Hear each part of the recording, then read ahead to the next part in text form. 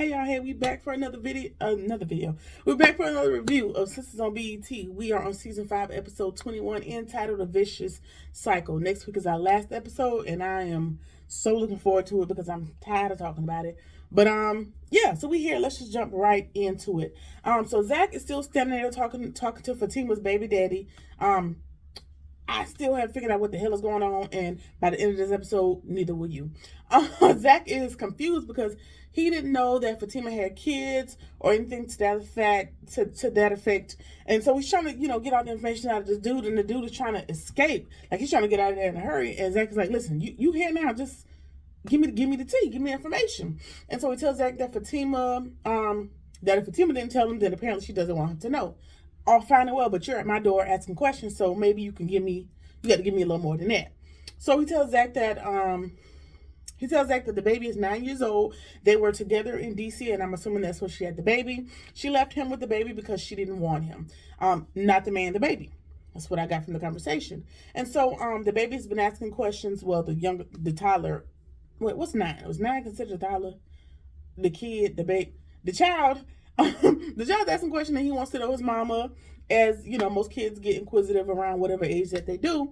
And so now both Zach, me, and you are confused as hell because, girl, you have a whole 9-year-old that don't nobody know nothing about. And if this is if this is truly the fact, then we got a bigger problem because you've been giving Zach hell over potential babies or paternity and all this other stuff. You got a whole child. Y'all are engaged at this point, and you have a whole baby that you ain't said nothing to nobody about. And I'm not really sure why. Anyway, we'll get back to that throughout the episode. So let's move on. Preston is also another one that's pissing me the hell off because, sir, are you going back to Chattahoochee or are you staying? Are you leaving? Are you what you trying to do? Because at this point, you're getting on my nerves. So he shows up at the airport, and him and Danny are small talking, and he claims that he was there to fly home. So that, they continue talking, and then he, in the same breath, says, "Oh, I'm not flying home. Mindy's coming here to see me." And I just threw my hands up, and I was just like, man, shit. Like, just leave it alone. What? You was leaving, and now you're not leaving, and then you was leaving, and you're not leaving, and Mindy's coming to see you because she want to see. So you're not even from here. Where's she going to visit you at? You've been in and out of Danny's place. I'm not sure that he has a place there because Danny met him at the airport. So where's she coming to see you at? The La Quinta Inn? Like, where is y'all about to see each other? Don't really matter because Danny don't give a damn, and neither do I. She should be landing any second now, and he's just there to pick her up. And then ask Danny if he wants to meet her just to see that he's not lying about who she is or whatever the hell he's trying to accomplish. And Danny's telling him, like, it's in your best interest and mine for you to not bring Miss Mindy over here to my counter. So, no, I don't want to meet her.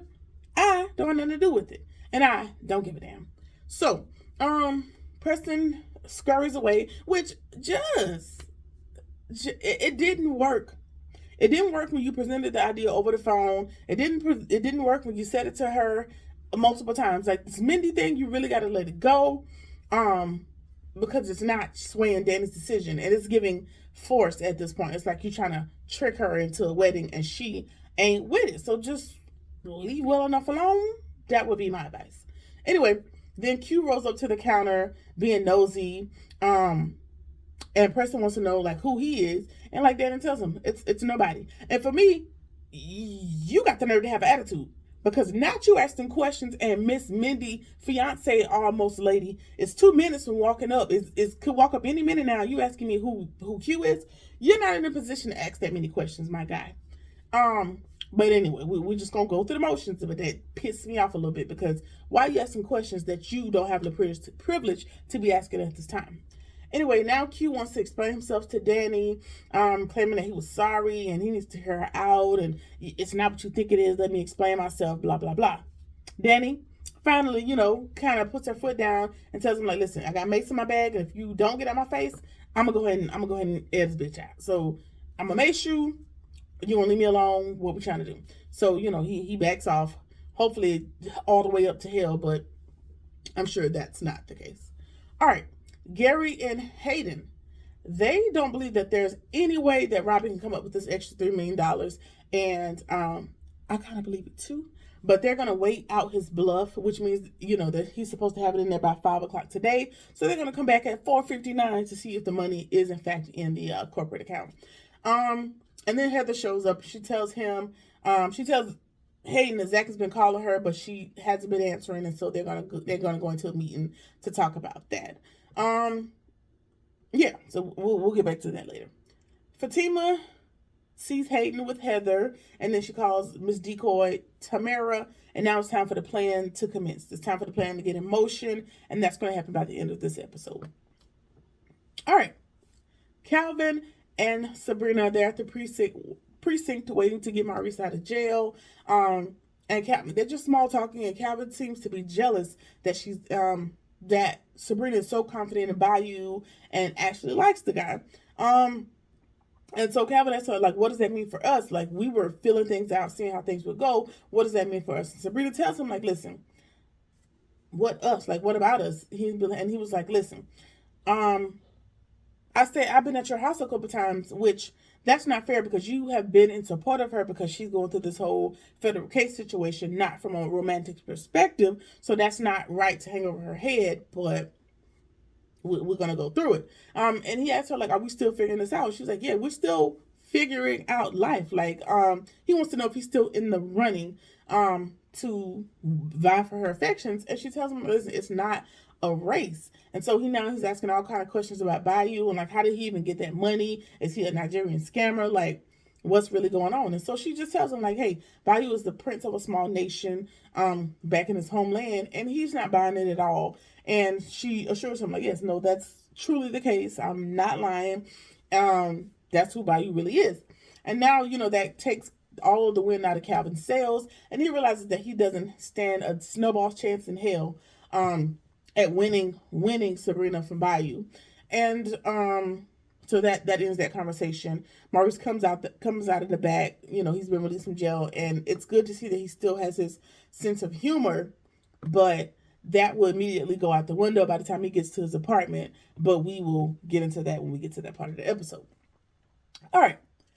Heather is gloating to Hayden about giving Zach the runaround, blah, blah, blah. Earlier in the episode, Hayden told her, like, she's going off this high, off of this promise that Hayden tells her, her being able to potentially get half of everything that Zach has, which is millions at this point. So she's on a little high horse, and so Hayden tells him, like, hey, I want you to set up a meeting with Zach, and when you get to the meeting, I'll show up, and then we'll kind of ambush him and talk to him. And then Tamara shows up in the office, and she's headed that way, but the thing that came out in this segment, in this part of this episode, between Hayden and Heather is we get kind of to the meat and potatoes of what everybody's gripes is against Zach, at least those two. So Heather has no real gripe against Zach. She really just wants the cash. Now, Hayden really wants to make him suffer, which is based on his obsession with Fatima. It ain't really about Zach. It's anybody that ended up with Fatima was going to get the same smoke, basically. And so Heather tells him, like, listen, I just want the money. All that other stuff that you plotting and planning and everything else you got going on, it don't got nothing to do with me. I just want the money, and the rest is going to be on you. So Miss Heather goes out to set up the call with Zach. Tamara comes in the office, and she's playing the jealous girlfriend role. She doesn't want to be heartbroken by Hayden, and her ex-boyfriend stuffed around at work, and so that's fresh on her mind. And she's just giving this whole appealing speech about, the way you put it on me, child.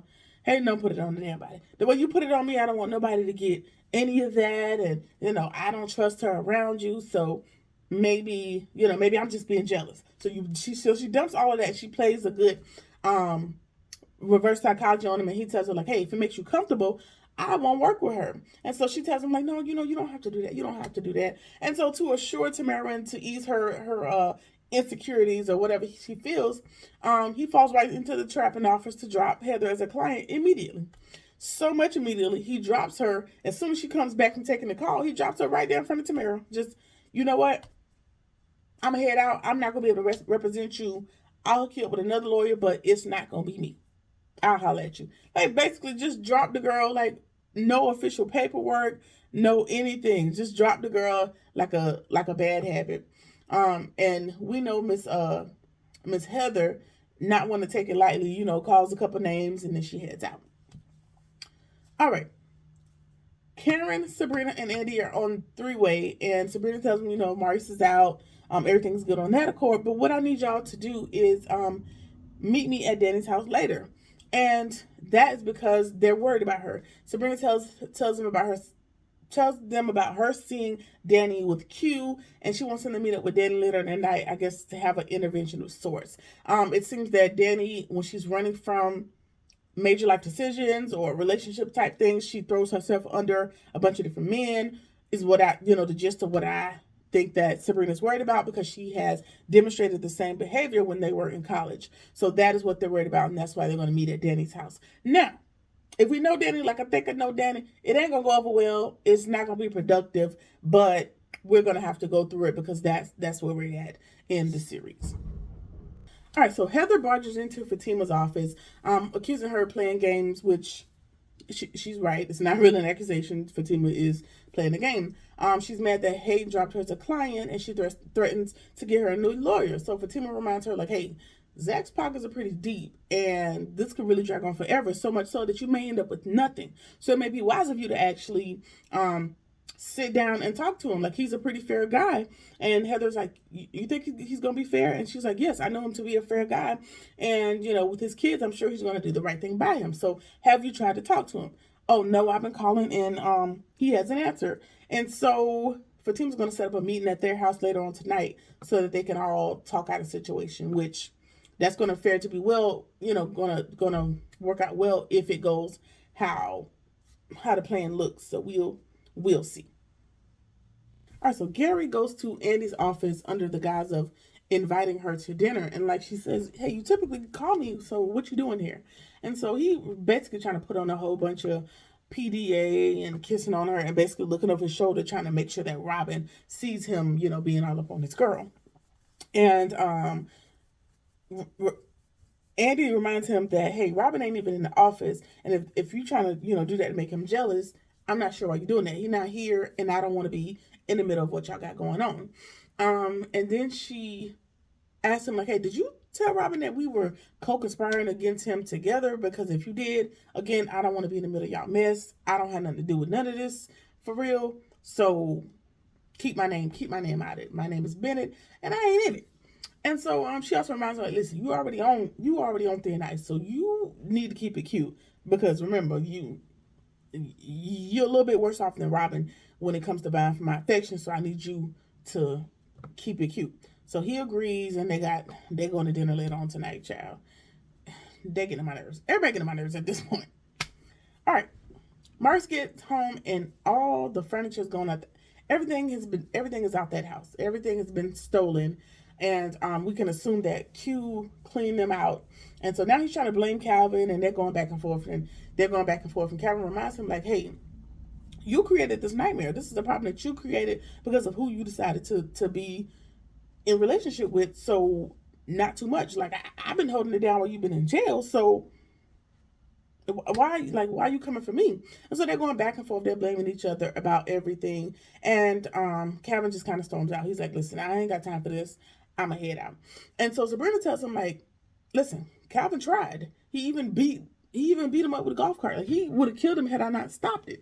And he did all of that for you. So he tried his best to do what he could to get him out. So you need to apologize to him. And but she gets stern with Maurice because Maurice can be a bit much.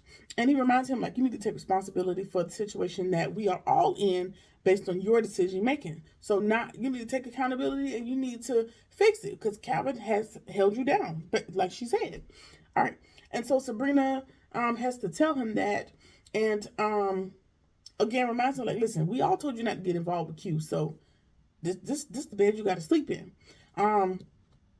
And she also tells him, like, hey, Q works at the airport with Danny, and then Mark's is like, well, hey, did Danny get him a job? And nobody believes that to be the case, but that is where he is, and now you have a starting point to figure out, can you talk to Q? Can you get your car back? Because Sabrina tells him that he also stole your car. So maybe that's your starting point in making this right or figuring things out. So that's going to be your mission because that's your job. And ideally, it's your problem. So, Marcus is going to have to figure that out on his own. And he's going to have to stop offloading that on other people because it's a culmination of the decisions that you have made and not the people around you. So it is what it is. I'm taking a breath before I get to this next section because I thought we were gonna get somewhere with this, but I should have known better because in true Tyler Perry fashion, we're gonna have about 3-4 episodes before we pick out the gist of what's really going on. So it's not gonna be in this season. Anyway, Aaron shows up to lunch with Karen and they're sitting there small talking. Pam comes in the back and says to him, "Hey, somebody's outside to see you." Karen thought it was her. "No, ma'am. It's for Aaron." And the lady's name is Jennifer. And Pam wants to know. When she walks in the back to tell them the information, she asks Aaron right in front of Karen, "And who is little Miss Jennifer? Who is she?" And Pam is asking the question that she's asking the questions that need to be asked. Karen is just like, go out there and talk to your friend. I'll go back to work. She's none the wiser. She's not worried because she's never had to worry about Aaron. So this ain't in her wheelhouse. She don't have to worry about it. So we're good. Jennifer wants to talk. And so Jennifer and Aaron head outside to go talk. And he's like, "What are you doing here?" So they get to arguing, whatever. And Pam is telling Karen while she's back at work, like, "You might need to go outside and see what's going on. Like, it's getting heated. He's grabbing her. She is the situation ain't looking good, and it's right outside of her business, and it involves her man, basically. And so he claims he didn't do anything to her, and she needs to stop being crazy, which you already know. When they be like, "Yo, you being crazy, you being crazy." I don't know. I won't get too deep into that. But, and she tells him, like, "You know what you did?" And she's calling him John. And he tells her, like, "Listen, you need to stop calling me that." And Karen finally turns around and looks out the window. She sees that things are getting heated. And so now she's going to go head outside to see what's going on. Unfortunately, that doesn't happen in this episode. So we have to stay tuned until next week to see what develops with that. So Mr. Aaron, I don't know if he going by his middle name. People go by their middle name sometimes. Or do you have another ego? Or was you out here acting like Zach to the girls before the Lord came into your life? I don't know. I typically have some theories when it comes, to project and see what things are going to be. And I haven't quite figured out this Aaron Jennifer situation. Or, I think a theory just popped into my head. Remember the wife that committed suicide inside the shop, right? She gave the same type of energy that Jennifer is giving. But that was only after she found out about Karen. You see what I'm saying? So Jennifer, in the little preview for next episode, she kind of spills a little tea and says that Aaron or John or whatever he does, whoever he is, has a habit of making girls feel special when he's actually out doing dirt, basically. So, maybe his main chick, she's oblivious and she's on cloud nine and she's not willing to believe or realize that he has some other stuff going on. And so maybe that's the same mindset that his wife ended up in, which is the same mindset that Jennifer is in. So Aaron might be a little playboy under the cloak and veil of the Lord. And the nice guy. That could be it. That could be the theory. But we'll see what happens. Anyway, Zach is in the break room. And he's waiting for Fatima. He was supposed to bring her lunch, and he don't care nothing about it. He in there pacing, and he cannot hold his information another second. He don't want none of the small talk. And he asked her straight up, "Do I know everything? Do I know everything?" Simple question. And it follows the theory. It follows the same theories of how Fatima has interacted with Zach. As far as, like, for example, let's go back to the picture. Oh, I'm not going to ask him about the picture when he gets home. I'm just going to ask him if there's anything that he needs to tell me, as opposed to just asking about the goddamn picture. Asking him, not leading him one way or another. And so he's done the same thing to her. And so she's acting oblivious. I mean, she is oblivious because she doesn't know that he has the information. And so he asked her, "Hey, so you're not going to tell me about Joey and your son?" So I'm assuming Joey's the baby daddy, right? And the son. And Fatima is looking flabbergasted and just flat out says, "I don't know. I don't know what you mean. I left because I didn't like the little bastard." What? Fatima says she did not like the little bastard, and I'm gonna presume little bastard to be a child, because if you didn't like the bastard, it'd just be Joe with the grown adult. So I don't know what this 9-year-old could have possibly done for you to not like I ain't said it. She said it. It's a quote, "the little bastard." But I'm sure she's gonna have to give us more on next week, but that is where she's at, and that's what she said. So we'll see what happens. I'm not gonna be too quick to judge right now and just call her unfit Jezebel right now. I'm just gonna save that judgment for next week. Anyway, in the preview for next week, like I said, Jennifer's gonna spill that little tea about Aaron John, Mr. Aaron John, preacher dude, and Maurice is gonna attempt to take his car back from Q, and Q is gonna point a gun at him. Now, not sure how this is gonna work out because you are a federal witness, you're on house arrest, you're already a felon. I'm sure gun is not supposed to be in your purview, but it's Q. He's never gonna do the right thing anyway. It doesn't really matter.